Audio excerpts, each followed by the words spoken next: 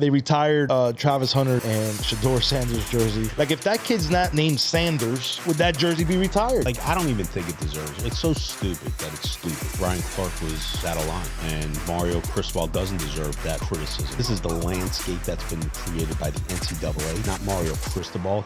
Beyond the narrative. Beyond the narrative. Best in class, so pray for my peers. Slingshot bullet, it's clear. Your weak shots couldn't pierce through bulletproof ears. A martyr, a menace. I'm leading horses to drink and pulling teeth like I'm feeding the dentist. Beyond the narrative. Welcome to The Crossover, brought to you by BTN Connect, powered by Athlete Narrative. Please make sure to subscribe and like our page. Drop the comments. We want to hear them. Gentlemen, we were wrong. The Heat came out and beat the shit out of the Bulls. KD. You know what? I prefer to be wrong about the Heat when they win, but I accept it. Tyler Herro came out and put in work. Playoff Tyler, right? Play in Tyler. He had a marvelous run in the bubble, so he's capable of doing this in spurts. But to see them come out, on the road, handle their business, I doubted them personally. I didn't like the way they've been playing since Jimmy left. But, they came together last night and it all worked. Yeah, it was unbelievable. Yeah. Nev, what do you think about the game? You give me the Heat in a one-game series against anybody. Love it. Damn. I heard that. Erik Spoelstra, man. Like, I just believe in the Heat. I believe in the Heat culture, man. I just do. One game, maybe we don't go beyond the next round, but I think we handle Atlanta. Yeah. And I think we're moving on. Did you guys know that since the Butler trade, they are a top 10 defense? You know what? Deion Mitchell, that's his superpower. Right. He's one of the best on-ball defenders in the game. And last night, man, he locked Kobe White up. He made everything difficult. So, yeah, they're a good defensive team. They got great defensive schemes. They got a lot of defensive versatility. Bam historically has been an all-defensive player. Mm-hmm. And so, yeah, they came in, they performed last night. How do you see that game shaking up against the Hawks tomorrow? You know what? I got to see them play the Hawks last month. I don't know who the Hawks' leading scorer is, right? I just don't think the Hawks have enough firepower to beat the Heat in one game. I think the Heat are more battle-tested. Both of those teams are well coached. Quinn Snyder's a great coach. But I like the Heat in that matchup. Yeah, absolutely. You're right. I don't even know who the second player is on the Hawks. Maybe LeVert. Yeah, maybe. I have no idea. Yeah. Go ahead. The Hawks' second leading scorer this season is DeAndre Hunter. Yeah, he's traded. He's on the Cavs now. Gotcha. So that's what. Exactly. My point exactly. Yeah. Yeah, I just think the Heat, I just got a lot of respect for Erik Spoelstra, Pat Riley, and that whole system. And Pat Riley's going to make a move. Mm-hmm. I mean, he's going to. There's no way they're just accepting where they are. It's just, you just know it. You've been here forever. Yeah. You've watched this franchise. Absolutely. Pat Riley's been here. And absolutely. Who stands pat? No pun intended. Mm-hmm. Yeah, he wants to go out with a bang before. He's looking at it. He's staring at it, right? He's not taking this as his last ride. Right. I'll tell you that. Right. Absolutely. Yeah. Absolutely. And don't be surprised if he makes a big move this summer. Yep. Yeah. I think the Heat going to get a he's going to the trunk. Yeah. Man, he's going to the trunk. If you had to put a bet on it, who do you think lands here? I mean, I would love to see Kevin Durant at this point in his career, just from an offensive standpoint, having that kind of firepower. They're always good defensively, right. Like the Heat culture. You might not have to give up much for KD because they're, the Suns. I was watching Brian Windhorst and he was talking about they're trading for flexibility, right, on their cap, so they might be able to get KD on the cheap. Absolutely. Yeah. I said it on one of our podcasts probably 2 months ago. I think Kevin Durant's imminent. Miami. I've always stood on that. It's just they flirted for too long. Are they a championship contender with KD? I think so. And if you keep the core pieces with like a Tyler Herro, Bam Adebayo. Contender, it's probably about 8 teams on each year, 6 to 8 teams that really are legit contenders. I think, with the exception of maybe this year, I think any team that Kevin Durant is on, you got a chance to go deep in the playoffs, especially if you have the right pieces around him. Yeah, absolutely. Now, if the Heat get by the Hawks tomorrow, they got to face Cleveland. Do they have a shot in that series? I think they'll get 2 games out of that series. I think Donovan Mitchell, historically, it's been like 28, 5, and 5. He's never missed a postseason. He's playing more defense this year. Darius Garland has stepped up. Evan Mobley is probably, a unicorn in the NBA. He's a guy who can impact the game on the offensive end, defensive end, also in the intangibles, the energy, the shot contest, all those different things. And so I think the Hawks, not the Hawks, the Cavs, right? Yep. I think the Cavs will make it to the conference finals and they'll lose to the Celtics. Ditto. I don't even think Miami gets 2 games. I think it's a 5-game series if they play. Maybe a sweep. Maybe Spoelstra. Yeah, Cleveland won 60+ games, man. They're the 1 seed in the They're hellified, East. man. Yeah. They're good, man. Yeah. And Donovan Mitchell man. is that dude. Mm-hmm. Yeah, they're absolutely. Yeah, we'll see what happens. The Heat still have to win that game tomorrow on the road, and then we'll get into it as we draw closer to that game, which I think it'll be Sunday, but Monday we'll discuss it and see how that first game goes if they make it. Cleveland is the second favorite out of the East to you were telling me that odds wise. Yeah. Yeah, so Boston is the Vegas choice to come out of the East. So let's say Nevin 15 years ago, 20 years ago, would you put your money on Oklahoma City to win it all? No. I would put my money on Boston because I trust the guy across from me and his word. And they're at plus 190, right? Boston was plus 190, yeah. That's a bargain. Yeah, OKC is plus 165. They're actually the odds-on favorite to win the title. Right. Yeah. Out of Vegas. Right. I think Vegas is kind of factoring in how difficult it is to repeat. Mm-hmm. It's very difficult to repeat, let alone three-peat. But look, the Celtics, man, they just tough. You just don't want to see them in a 7-game series. Right. And defensively, it just changes. Keyon knows this firsthand.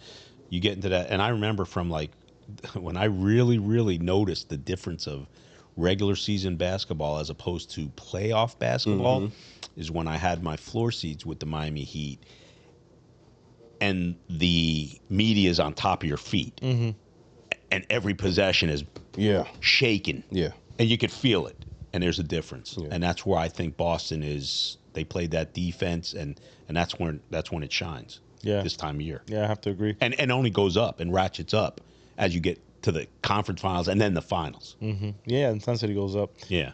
Now moving on, Mavs Kings. Mavs pulled out the win. Klay Thompson had 23 points, stepped up. We kind of knew this was going to happen this way. They're pretty much done against Memphis, I think. I don't know, KD, what your thoughts are there. Yeah, I would like to see Ja Morant in the playoffs. I think from the point guard position with Kyrie being out, I don't think they match up well with Ja. Obviously, we have to see how his ankle reacts. He took a little fall the other day. But the Grizzlies, in my opinion, are a better team than the Mavericks, minus Kyrie, of course. But Mavericks is always a threat. They got champions over there on the roster, and they're battle-tested. They're very good defensively. They're getting – I just don't think they play right now without Kyrie and losing Luka. Yeah, for content purposes, I want Ja Morant in. Yeah, I want to see Ja. Yeah, because I want Nevin to fucking keep going off on the dead. Oh, yeah. And I can't wait to do so. So, Sacramento went down. Their GM was fired right after the game, as was expected. I do want to see Ja Morant. I agree with Keyon. I do want to watch him. Ja Morant's an incredible talent. His father's also an incredible talent. And how come I always make you laugh? So elaborate. How's his dad an incredible talent? Well, he does stupid pet tricks. Anyway, we'll get a chance to watch that clown for 6 or 7 games, and I think they'll be going home. Got it. All right, moving on. My boy Charlie Ward, known Charlie since I was a kid. He was very, very nice to me when my brother played at Florida State. But he gets named coach at FAMU. He's the only Heisman Trophy winner to ever play in the NBA, and people forget that. And how special Charlie truly was, that he was excellent in 2 sports. And just beyond that, what a great human being Charlie is. He's just an unbelievable person.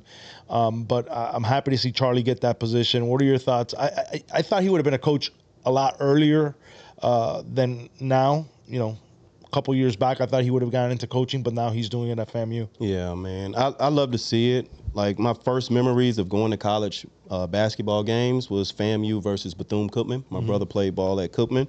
And so to see the highlights and to see the attention with HBCUs, it's a fertile training ground. Guys go there and develop themselves as coaches, and then they usually kind of ascend and go to bigger opportunities.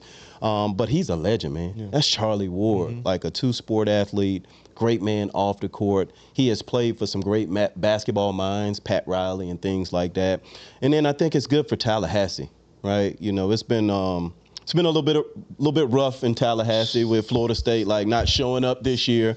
But I think it'll be good for FAMU, bring some attention, and it's good for Charlie Ward to get back into the game and give back. So I have a question. You are like AI encyclopedia when it comes to sports. Is this the first tandem, basketball and football, that were teammates on a football team? James Cozy was teammates with Charlie Ward.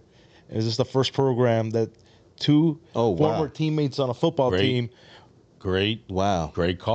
Man. Great call. Wow.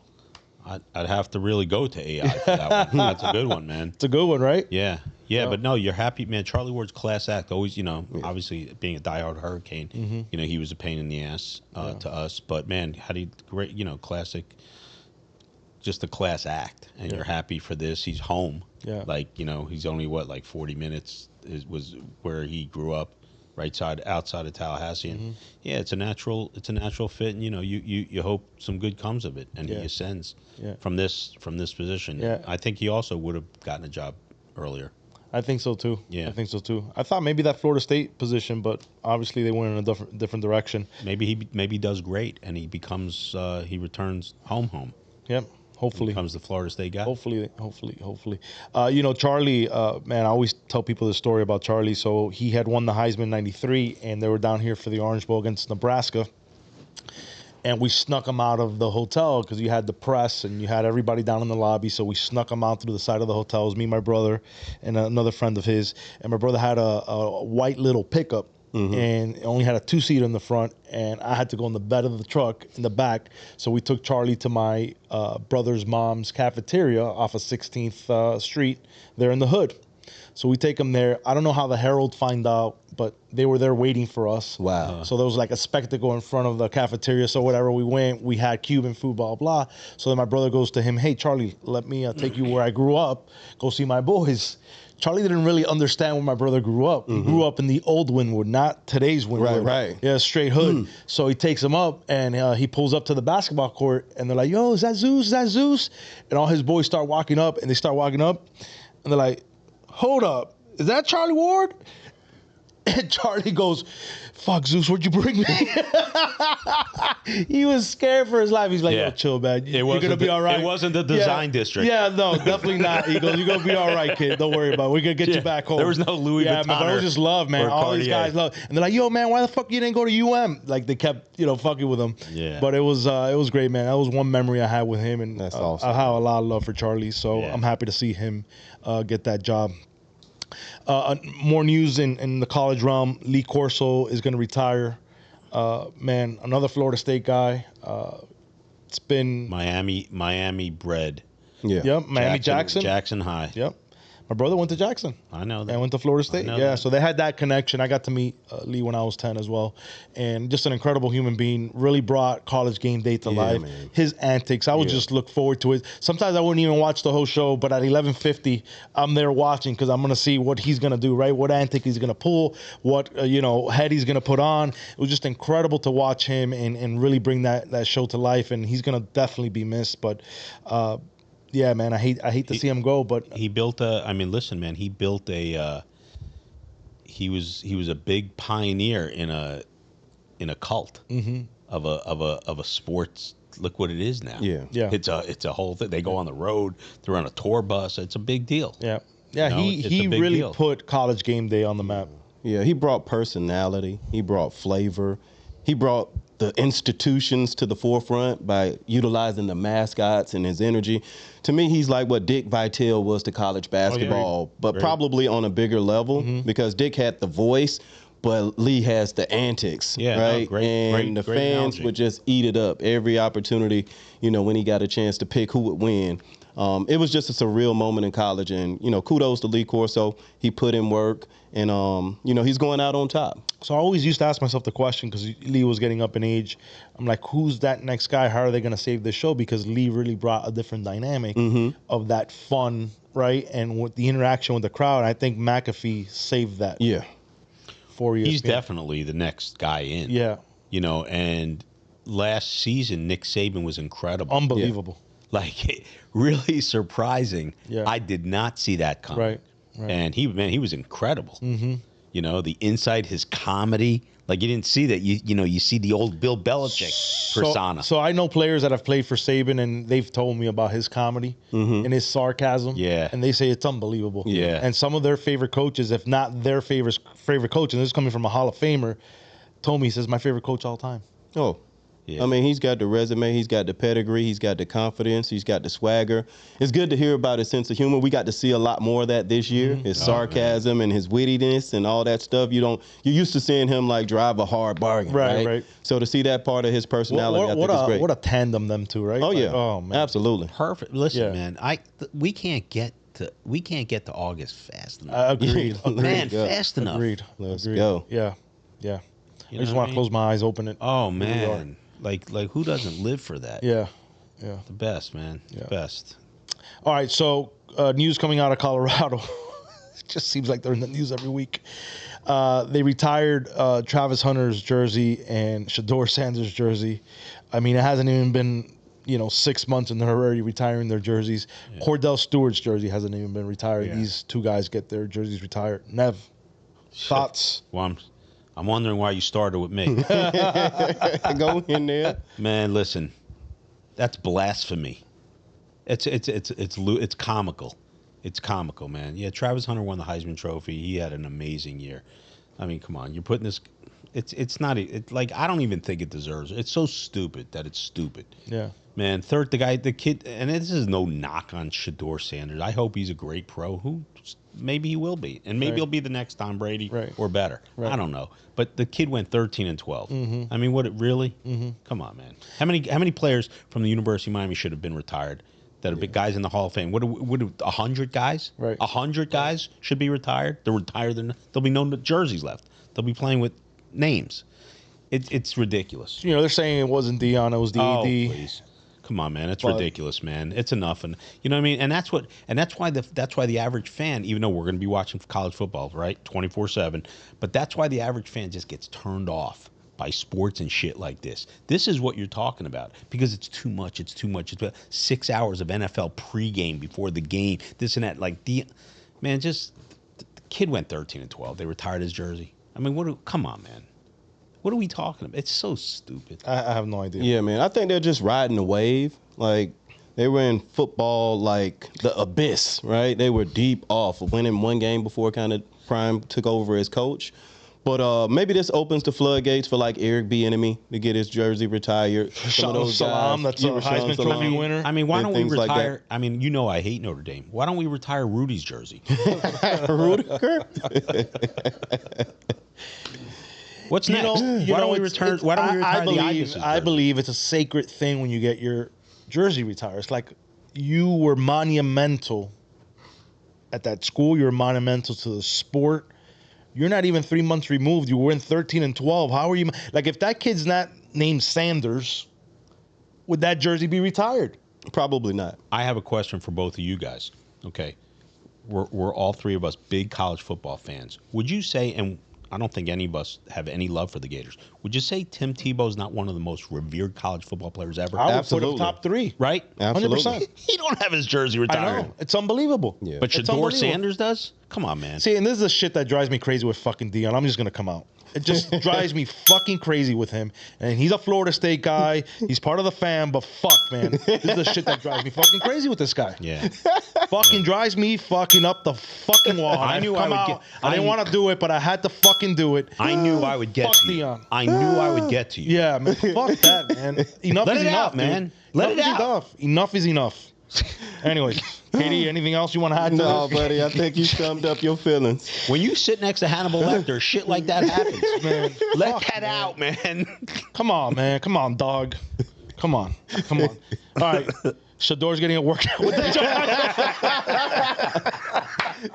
Giants. Shedeur's getting a workout today with the Giants. Are the Giants serious in picking Shedeur? Because that's not what we've heard. Nevin. No. He's not going to be a New York Giant, and if he is, it's going to be at the end of the first round or early second, barring a trade. They're not taking with the number 3 pick. Their pick has always been Cam Ward. I said it December 10th.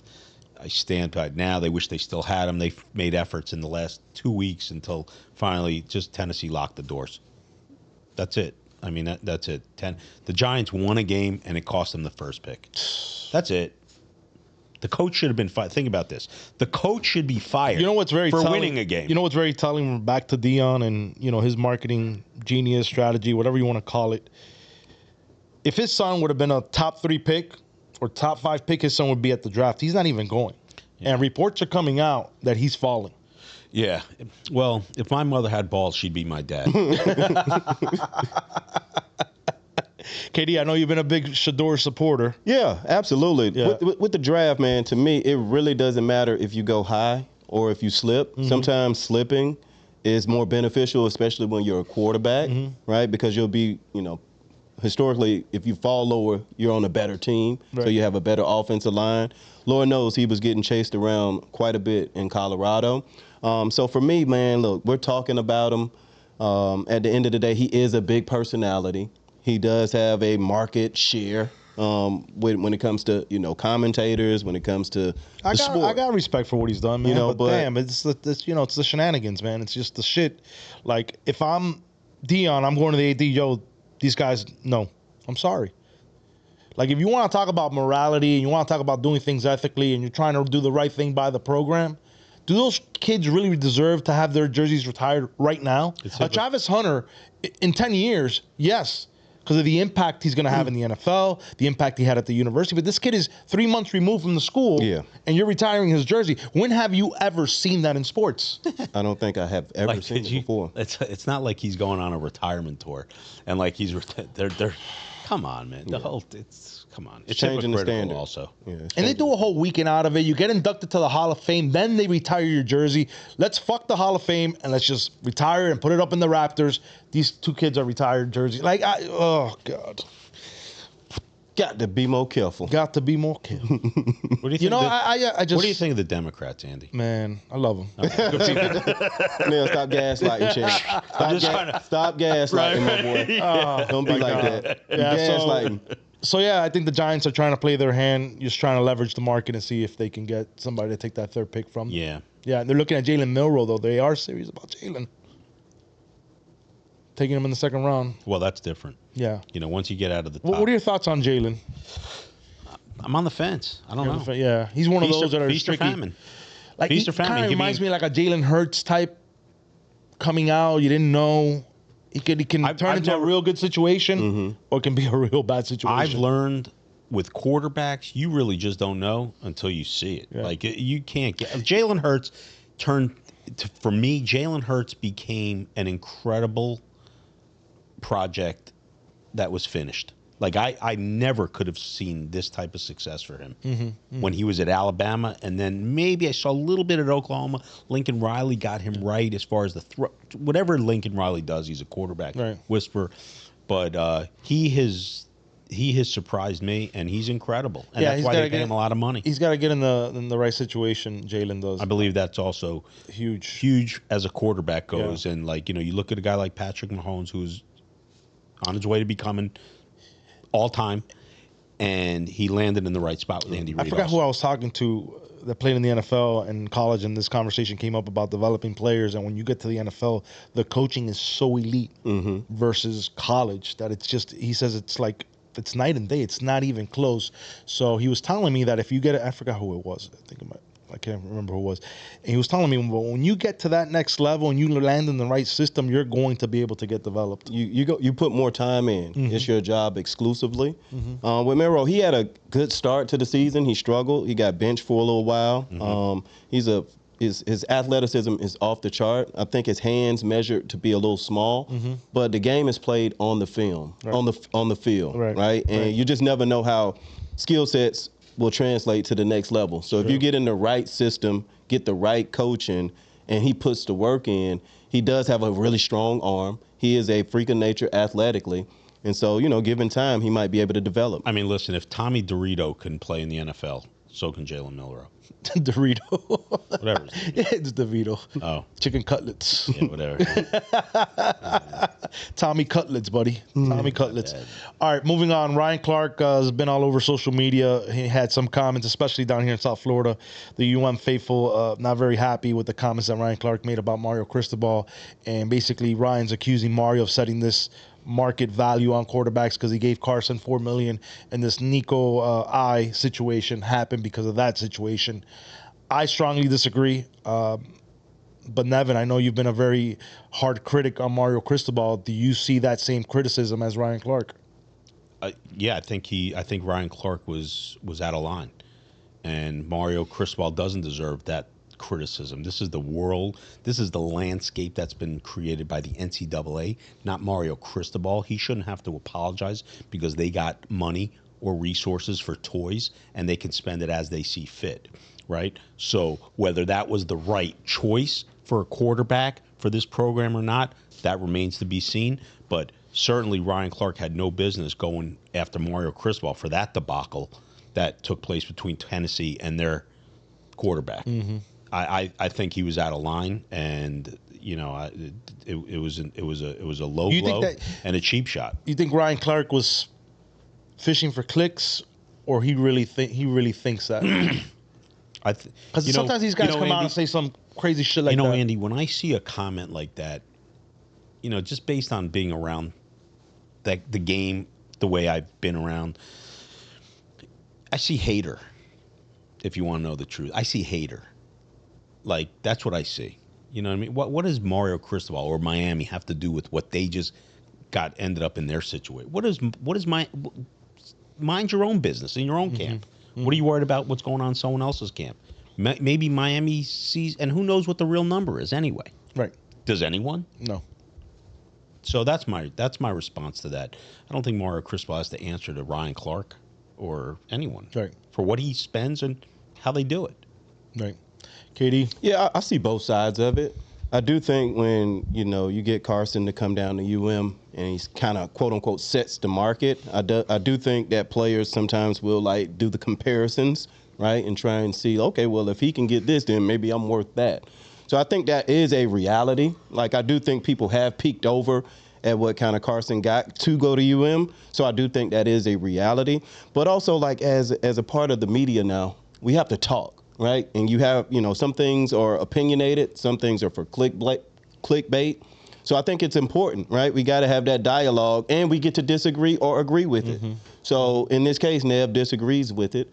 And that's totally fine. But at the end of the day, we're covering the game. He has an opinion. He has a big platform. Not only is he on daytime network TV, the pivot has grown.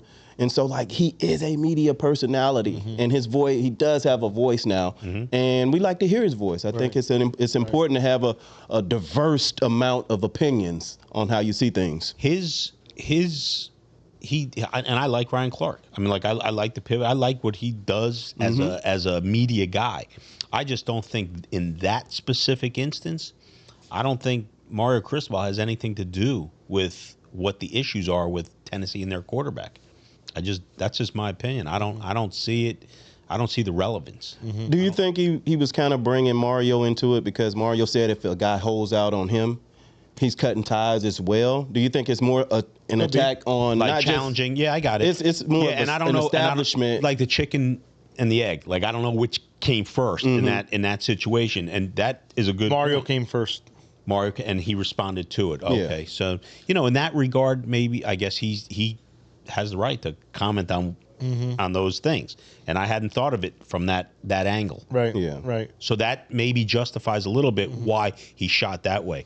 I was under the impression that he singled him out, that he just shit right, and that's it, and that would be my opinion. Right. But if he's responding to those comments, then maybe there's a little bit more validity to that statement. Right.